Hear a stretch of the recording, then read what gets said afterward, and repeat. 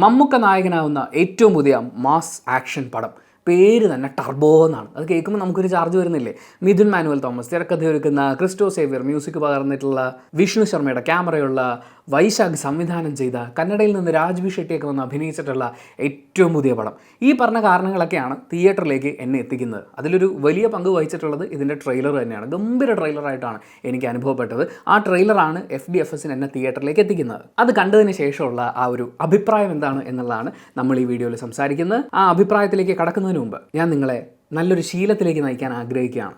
വായനാശീലമാണ്. പക്ഷേ ഒരു പുസ്തകം എടുത്ത് വായിക്കുക എന്ന് പറയുന്നത് ജോലി, പഠനം പോലെയുള്ള കാര്യങ്ങളുടെ ഇടയിൽ കുറച്ച് ബുദ്ധിമുട്ടുള്ള കാര്യമാണ്. എന്നാൽ ലോക ക്ലാസിക്കുകളടക്കം മലയാളത്തിലെ എണ്ണം പറഞ്ഞ നോവലുകൾ, സോഷ്യൽ മീഡിയയിൽ വളരെ ചർച്ചയായി മാറിയിട്ടുള്ള വിവിധ ജോണറുകളിൽ പെടുന്ന പുസ്തകങ്ങൾ നമുക്ക് വേണ്ടിയിട്ട് വായിച്ചു തരികയാണ് കുക്കു FM-ൽ. നമുക്കിഷ്ടമുള്ള ചിരപരിചിതരായിട്ടുള്ള ഡബ്ബിംഗ് ആർട്ടിസ്റ്റുകൾ, അഭിനേതാക്കൾ, അവരുടെയൊക്കെ ശബ്ദത്തിൽ നമുക്കേറെ പ്രിയപ്പെട്ട സംഗീതജ്ഞരുടെ ബാക്ക്ഗ്രൗണ്ട് സ്കോറോടുകൂടി ഒരു സിനിമാറ്റിക് എക്സ്പീരിയൻസിൽ നമുക്ക് ഈ പുസ്തകങ്ങൾ കേൾക്കാൻ പറ്റും. കുക്കു FM ആപ്പിൽ നമുക്ക് ഒരുപാട് ഇൻ-ആപ്പ് ഫീച്ചേഴ്സ് ഉണ്ട്.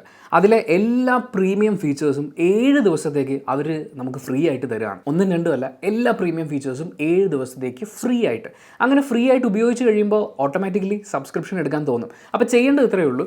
ഡിസ്ക്രിപ്ഷനിൽ ഞാനൊരു ലിങ്ക് കൊടുക്കുന്നുണ്ട്. അതേ ലിങ്ക് തന്നെ കമൻറ്റ് ബോക്സിൽ പിൻ ചെയ്ത് വെക്കുന്നുണ്ട്. ലിങ്ക് ക്ലിക്ക് ചെയ്യുക, കുക്കു FM ഡൗൺലോഡ് ചെയ്യുക, 7 ദിവസത്തേക്ക് പ്രീമിയം ഫീച്ചേഴ്സ് എൻജോയ് ചെയ്യുക. അങ്ങനെ 7 ദിവസം കഴിഞ്ഞ് സബ്സ്ക്രിപ്ഷൻ എടുക്കാൻ തോന്നുമ്പോൾ ഉറപ്പായിട്ടും തോന്നും ഉണ്ണി50 എന്ന കൂപ്പൺ കോഡ് അപ്ലൈ ചെയ്യുക. 50% ഡിസ്കൗണ്ട് അവരുടെ സബ്സ്ക്രിപ്ഷൻ നിരക്കിൽ സ്വന്തമാക്കുക. MTയുടെയും KR മീരയുടെയും SK പൊറ്റക്കാടിൻ്റെയും ബഷീറിൻ്റെയും ലിയോ ടോൾസ്റ്റോയുടെ ഒക്കെ കൃതികൾ കുക്കു FM-ൽ എൻജോയ് ചെയ്യാം. സോ കുക്കു FM ഡൗൺലോഡ് ചെയ്യൂ, നന്നായി നേരം കളയൂ, മേക്ക് എവറി മിനിറ്റ് മാറ്റർ. ഇനി നമുക്ക് ടർബോയിലേക്ക് വരാം. പോസിറ്റീവ് നെഗറ്റീവ് ഒക്കെ പറഞ്ഞ് ഞാൻ വല്ലാണ്ട് വലിപ്പിക്കുകയാണ് എന്ന് കുറേ കമൻറ്റുകൾ ഞാൻ ഈ അടുത്ത് കണ്ടുകൊണ്ടിരിക്കുകയാണ്. എന്തായാലും സിനിമ കണ്ട് ഇൻ്റർവെല്ലായി കഴിഞ്ഞ സമയത്ത് ഞാൻ നോട്ട് ചെയ്ത കാര്യങ്ങൾ പറയാം. സിനിമയുടെ ടൈറ്റിൽ എഴുതി കാണിക്കുമ്പോൾ, ടർബോ എന്ന് എഴുതി കാണിക്കുമ്പോൾ അവരൊരു ആനിമേഷൻ പരിപാടി ചെയ്തിട്ടുണ്ട്. അത് അടിപൊളിയായിരുന്നു. വരാൻ പോകുന്നത് ഒരു ഇടിവെട്ട് സാധനമാണെന്ന് പറയുന്നൊരു ഫീല് നമ്മൾ ഉണ്ടാക്കുന്നുണ്ടായിരുന്നു. ആ ടൈറ്റിൽ അങ്ങനെ ഡിസൈൻ ചെയ്ത ആ വർക്ക് ചെയ്തിട്ടുള്ള ആളുകളും അതിന് ബാക്ക്ഗ്രൗണ്ട് സ്കോർ ചെയ്തിട്ടുള്ള ക്രിസ്റ്റോ സേവ്യറും ഒരു വലിയ കൈയടി അറിയിക്കുന്നുണ്ട്. ഗംഭീരമായിരുന്നത്. ആ കൈ ഇങ്ങനെ വന്നിട്ട് ടൈറ്റിൽ വരുന്നു. പിന്നെ ഫസ്റ്റ് ഹാഫിൽ ലാഗ് അടുപ്പിക്കലാകും എന്നൊരു മുന്നറിയിപ്പോട് കൂടി ഒരു കഥ പറച്ചിലുണ്ട്. അത് ഗംഭീരമായിരുന്നു. അതായത് ഒരു വലിയ ജീവിതം, ഒരു വലിയ ജീവിത യാത്ര, അതിൽ വളരെ ഇമോഷണൽ ആയിട്ടുള്ള മൊമെൻറ്റുകളെയൊക്കെ 3-4 ഡയലോഗുകളിൽ അവരങ്ങ് തീർത്തു വെച്ചിട്ടുണ്ട്. അത് നിങ്ങളൊരു സിനിമയാക്കിയാൽ അത് ഗംഭീര പടമായിരിക്കും. അത് നിങ്ങൾ ചെയ്യണം കേട്ടോ. ഒരു സ്പിൻ ഓഫ് പോലെ അങ്ങ് ചെയ്യുന്നത് അത് അടിപൊളി പരിപാടിയാണ്. ഈ എൻറ്റയർ സിനിമയിൽ ഇമോഷണലി എന്നെ ഹുക്ക് ചെയ്ത ഒരേ ഒരു സീൻ അതാണ്. പിന്നെ പറയാനുള്ളത് ഹ്യൂമറാണ്. ഫസ്റ്റ് ഹാഫിൽ ഫൈറ്റ് സീക്വൻസുകളുണ്ട്. ടർബോ എന്ന് പറയുന്ന ആ ഒരു പേരും അതുപോലെ തന്നെ മമ്മൂക്കയുടെ ട്രെയിലറിലുള്ള കുറച്ച് കട്ട്സും ഒക്കെ കാണുമ്പോൾ നമ്മൾ നല്ല ഇടി പ്രതീക്ഷിക്കുന്നുണ്ട്. പക്ഷേ എനിക്ക് ഇടികളൊക്കെ വർക്കായതിനേക്കാൾ കൂടുതൽ കുറച്ച് രസമായിട്ട് തോന്നിയത് അവിടെ ഇവിടെയൊക്കെ ആയിട്ടുള്ള ഹ്യൂമറാണ്. പൊട്ടിച്ചിരിച്ച് മലക്കം പറഞ്ഞ് അങ്ങനെയല്ല, ഒരു ചെറിയ പുഞ്ചിരി നമ്മളിൽ ഉണ്ടാക്കുന്ന കുഞ്ഞു കുഞ്ഞു ചിരികൾ അവിടെ ഇവിടെ ആയിട്ടുണ്ട്. ഫൈറ്റ് സീക്വൻസുകൾ പറയുകയാണെങ്കിൽ പൊതുവേ മൊത്തം സിനിമയിൽ ഞാൻ അത്ര ഇംപ്രസ്ഡ് അല്ല. കാരണം ആക്ഷൻ സീക്വൻസുകളൊക്കെ വളരെ പ്രെഡിക്റ്റബിളാണ്. മമ്മൂക്കയുടെ ആക്ഷൻ ആണെങ്കിലും ഗുണ്ടകൾ പറന്നു വരുന്നതും തിരിച്ച് പറന്നു പോകുന്നതും ആണെങ്കിലും ഇതൊക്കെയും നമ്മൾ എത്രയോ സിനിമകളിൽ ആവർത്തിച്ച് കണ്ടിട്ടുള്ള സംഭവങ്ങളൊക്കെ തന്നെയാണ്. ഒരു പുതുമ നമുക്ക് ഫീൽ ചെയ്യാമെന്ന് പറയില്ലേ, അങ്ങനെ ഒരു ഫീല് ഇതിൻ്റെ ഫൈറ്റ് സീക്വൻസുകളിൽ അല്ലെങ്കിൽ ട്രെയിലർ കണ്ടപ്പോൾ ഉണ്ടായ ഒരു ആവേശം എന്നിൽ ഉണ്ടാക്കത്തക്ക രീതിയിൽ എനിക്ക് അനുഭവപ്പെട്ടിട്ടില്ല. പിന്നെ ഈ സിനിമയിൽ ഒരു ക്രൈം, ഈ സിനിമയുടെ കഥ എന്ന് പറയുമ്പോൾ ട്രെയിലറൊക്കെ കണ്ട് നമ്മൾ ഊഹിക്കുന്ന പോലെ നാട്ടിൻപുറത്ത് അത്യാവശ്യം ചെറിയ തല്ലും പിടുത്തമൊക്കെ ആയിട്ട് നടന്ന നമ്മുടെ നായകൻ, പുള്ളി വിചാരിച്ച ആരെയും മലർത്തി അടിക്കാൻ പറ്റും, എന്നാലും പുള്ളി നാട്ടിലിങ്ങനെ ഒതുങ്ങി കൂടി ചെറിയ പരിപാടിയൊക്കെ ആയിട്ട് പോകുന്നു. പുള്ളി മറ്റൊരു നഗരത്തിലേക്ക് പോകേണ്ടി വരുന്നു. അവിടെ തനിക്ക് പ്രിയപ്പെട്ട ആളുകൾക്ക് വേണ്ടിയിട്ട് ഒരു വലിയ വില്ലനോട് യുദ്ധം ചെയ്യേണ്ടി വരുന്നു എന്ന് പറയുന്ന ഒരുപാട് ആവർത്തിച്ച് വന്നിട്ടുള്ള സെയിം കഥ തന്നെയാണ് ഈ സിനിമയിലും ഉള്ളത്. അപ്പോൾ ഇതിനകത്ത് ഈ ക്രൈം ഉണ്ടല്ലോ, നായകൻ നേരിടാൻ പോകുന്ന ആ ക്രൈം, അതുപോലെ അതിലെ വില്ലൻ അല്ലെങ്കിൽ വില്ലൻ്റെ കൂടെയുള്ള ആളുകൾ, അവർക്കൊക്കെ ഉണ്ടാവേണ്ടുന്ന ഒരു സ്ട്രെങ്ത് ഇട്ടായിരുന്നു. അത് ഫസ്റ്റ് ഹാഫിൽ തന്നെ മനസ്സിലായി അത് വളരെ തിൻ ലെയറായി പോയി എന്നുള്ളത്. പിന്നെ എനിക്ക് നല്ല ലെങ്ത് ഫീൽ ചെയ്തു. അതായത് ഒരു ഫുൾ സിനിമ കണ്ടു തീർക്കുന്ന അത്രയും ദൈർഘ്യം എനിക്ക് ഫസ്റ്റ് ഹാഫിൽ ഫീൽ ചെയ്തിട്ടുണ്ടായിരുന്നു. മ്യൂസിക് ബെറ്റർ എന്നല്ല, മ്യൂസിക് വളരെ ഡിഫറെൻ്റ് ആയിരുന്നു. നമ്മൾ സാധാരണ ഇത്തരം ഒരു മാസ് ആക്ഷൻ സിനിമയിൽ കാണുന്ന കുറേ കാര്യങ്ങളിൽ ഒരു ഡിഫറൻസ് കൊണ്ടുവന്നിട്ടുണ്ടായിരുന്നു. അവർ ചെയ്ത കുറേ എലമെൻറ്റുകൾ എനിക്ക് വളരെ രസമായിട്ട് തോന്നി. ഫസ്റ്റ് പള്ളി ഫൈറ്റിൽ അവർ മിക്സ് ചെയ്തിരിക്കുന്ന എലമെൻറ്റുകൾ, അതിലെ ആർട്ട് ഫോമിനെ കൊണ്ടുവന്നിരിക്കുന്നത്, അതൊക്കെ എനിക്ക് ഭയങ്കരമായിട്ട് ഇഷ്ടപ്പെട്ടു. മ്യൂസിക് വൈസ് എനിക്ക് വളരെ ഡിഫറെൻ്റ് ആയിട്ട് ഫീൽ ചെയ്തു. പക്ഷേ കുറച്ചും കൂടി പഞ്ച് വേണമായിരുന്നു എന്ന് എനിക്ക് തോന്നി. പിന്നെ ഡയലോഗുകളിലാണെങ്കിലും പഞ്ച് വേണമായിരുന്നു. എന്തായാലും അങ്ങനെ ഇൻ്റർവെല്ലൊക്കെ ആകുമ്പോഴേക്കും എനിക്കൊരു തിയേറ്റർ വാച്ച് എന്ന് പറയുന്ന ഒരു ഫീലോ എക്സ്പീരിയൻസോ അങ്ങനെ അനുഭവപ്പെട്ടിട്ടുണ്ടായില്ല. സെക്കൻഡ് ഹാഫിലേക്ക് വരുമ്പോഴും ഏകദേശം അങ്ങനെയൊക്കെ തന്നെയാണ് പോകുന്നത്. വളരെ പ്രെഡിക്റ്റബിൾ ആയിട്ടുള്ള ഈ സ്റ്റോറി ലൈനിൽ തന്നെ കുറച്ച് ട്വിസ്റ്റുകളൊക്കെ അവർ ചെയ്യുന്നുണ്ട്. ആ ട്വിസ്റ്റൊന്നും എനിക്ക് വലിയ ട്വിസ്റ്റായിട്ട് തോന്നിയില്ല. പിന്നെ ബസ്സിൽ വെച്ചിട്ടുള്ള ഫൈറ്റും ആ ചേസിങ് സീക്വൻസുകളും ബെറ്റർ ആയിരുന്നു എന്ന് എനിക്ക് തോന്നി.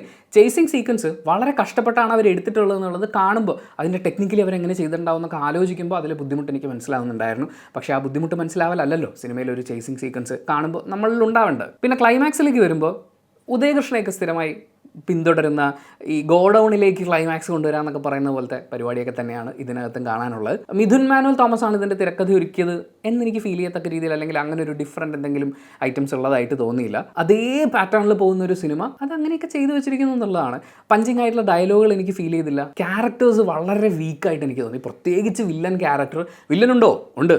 വില്ലൻ്റെ മാനറിസം അയാൾ തീയാണെന്ന് തോന്നിപ്പിക്കും എന്നുള്ളതിനപ്പുറത്തേക്ക് ആ വില്ലൻ എന്ന് പറയുന്ന ആ ഒരു എലമെൻറ്റ് നമുക്ക് ഫീൽ ചെയ്യണമല്ലോ, അത് വളരെ വളരെ വീക്കായിട്ടാണ് എനിക്ക് തോന്നിയത്. എങ്കിലും എൻ്റെ രാജ്ബി ഷെട്ടി നിങ്ങൾക്ക് ഈ ഗതി വന്നല്ലോ എന്ന് എനിക്ക് തോന്നിപ്പോയി. കാര്യം അദ്ദേഹത്തിനെ കൊണ്ടുവരുമ്പോൾ ആസ് ആൻ ആക്ടർ എനിക്ക് ഭയങ്കര റെസ്പെക്റ്റുള്ള, എന്നെ ഞെട്ടിച്ച പ്രകടനങ്ങൾ കാഴ്ചവെച്ചിട്ടുള്ള ഒരു അഭിനേതാവാണ്. പുള്ളിയെ നമ്മൾ മലയാളം ഫിലിം ഇൻഡസ്ട്രിയിലൊക്കെ കൊണ്ടുവന്ന് ഇങ്ങനെ അവതരിപ്പിക്കുമ്പോൾ അദ്ദേഹത്തിന് കൊടുക്കേണ്ടുന്നതായ ആ ഒരു പഞ്ച് കൊടുത്തിട്ടില്ല എന്ന് എനിക്ക് തോന്നി.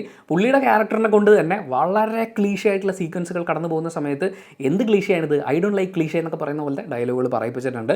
ഇത് തീരുന്നില്ലല്ലോ എന്ന് നമുക്ക് തോന്നുന്നു, അതേ ഘട്ടത്തിൽ നമുക്ക് തന്നെ ഇത് തീരുന്നില്ലല്ലോ എന്ന് പറയുന്നുണ്ട്. അങ്ങനത്തെ കുറച്ച് ബ്രില്യൻസുകളാണ് ഈ സിനിമയിൽ എനിക്ക് കണ്ടെത്താൻ പറ്റിയത്, മിഥുൻ മാനുവൽ തോമസ് എഴുതിയതുകൊണ്ട്. പിന്നെ അതിന് VFXൻ്റെ ആൾക്കാരെ പറയണോ അതോ ആർട്ട് ഡിപ്പാർട്ട്മെൻറ്റിനെ പറയണോ എന്നെനിക്കറിയില്ല. ഇതിൽ മീൻ ഉണ്ടാക്കിയിട്ടുള്ള ആളുകൾ വളരെ ശോകമായിപ്പോയി എന്നാണ് എനിക്ക് ഫീൽ ചെയ്തത്. പ്ലാസ്റ്റർ ഓഫ് പാരീസോ അതോ എന്താണെന്നറിയില്ല, ഭയങ്കര ആർട്ടിഫിഷ്യലായിരുന്നു അത്, എടുത്തറിയുന്ന രീതിയിൽ. പിന്നെ സാമുറായ് ശാപം ഈ സിനിമയ്ക്ക് കിട്ടരുത് എന്നെനിക്കൊരു ആഗ്രഹമുണ്ട്. കാരണം സാമുറായ് കട്ടാന എന്ന് പറയുന്നത് ഒരാളെടുത്ത് ഇങ്ങനെ വീശുമ്പോഴേക്കും ഇവിടെ ഒരു ചെറിയ പോറലുണ്ടാക്കിയിട്ട് കടന്നു പോകുന്നൊരു വാളല്ല.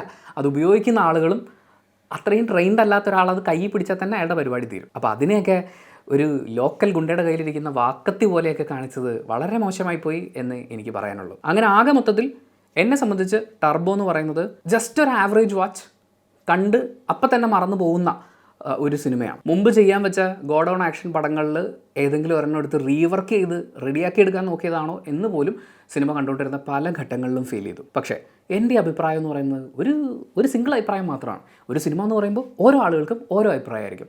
നിങ്ങൾ ഈ സിനിമ തിയേറ്ററിൽ കണ്ട ആളാണെങ്കിൽ നിങ്ങൾക്ക് എങ്ങനെയാണ് ഇത് ഫീൽ ചെയ്തത്? ചിലപ്പോൾ ഇതൊരു ഗംഭീര അനുഭവമായിട്ടുണ്ടാവും. അങ്ങനെയാണെങ്കിൽ അത് കമൻറ്റ് ബോക്സിൽ രേഖപ്പെടുത്തുക. കമൻറ്റ് ബോക്സും കൂടി വായിച്ചിട്ട് സിനിമയ്ക്ക് പോകണോ വേണ്ടിയോ തീരുമാനിക്കുന്ന ആളുകളുണ്ട്, അവർക്കതൊരു വലിയ സഹായമായിരിക്കും. അപ്പോൾ thank you so much. Video ഇഷ്ടപ്പെട്ടാൽ ലൈക്ക് ചെയ്യുക, കമൻറ്റ് ചെയ്യുക, ഷെയർ ചെയ്യുക, സബ്സ്ക്രൈബ് ചെയ്യുന്ന കാര്യം പരിഗണിക്കുക. ഒന്നും വിചാരിക്കരുത്, എഡിറ്റ് ചെയ്തുകൊണ്ടിരുന്നപ്പോഴാണ് ആ പ്രധാനപ്പെട്ട കാര്യം പറയാൻ ഞാൻ വിട്ടുപോയി എന്ന് മനസ്സിലാക്കുന്നത്. ഈ സിനിമയെക്കുറിച്ച് നമ്മുടെ അഭിപ്രായം, ഇപ്പം എൻ്റെ അഭിപ്രായം, നിങ്ങളുടെ അഭിപ്രായം എന്തും ആയിക്കോട്ടെ, പക്ഷേ ഈ സിനിമ കഴിഞ്ഞ് പുറത്തിറങ്ങുന്ന സമയത്ത് കൈയടിച്ചുകൊണ്ടേ നിങ്ങൾക്ക് ഇറങ്ങാൻ പറ്റും. അതിൻ്റെ കാരണം ഈ തിരക്കഥയുടെ സംഭവമോ അത് എടുത്തു വച്ചിരിക്കുന്ന സംഭവമോ അങ്ങനെയുള്ള ഒരു സംഭവമല്ല. അതന്ത വോയിസ്ക്കാകെ സംഭവം നമ്മൾ മുമ്പ് പറഞ്ഞിട്ടുള്ളത് പോലെ ഇന്ത്യൻ സിനിമയെ ബാധിച്ചിരിക്കുന്ന, ലോക്ക്ഡൗണിന് ശേഷം പ്രത്യേകിച്ച് ഇന്ത്യൻ സിനിമയെ ബാധിച്ചിരിക്കുന്ന ഒരുപാട് ആവർത്തിക്കപ്പെടുന്ന ഒരു പരിപാടിയുണ്ട്. അത് തന്നെയാണ്. പക്ഷേ അന്ത വോയിസ് അത് വേറെ സാധനമാണ്.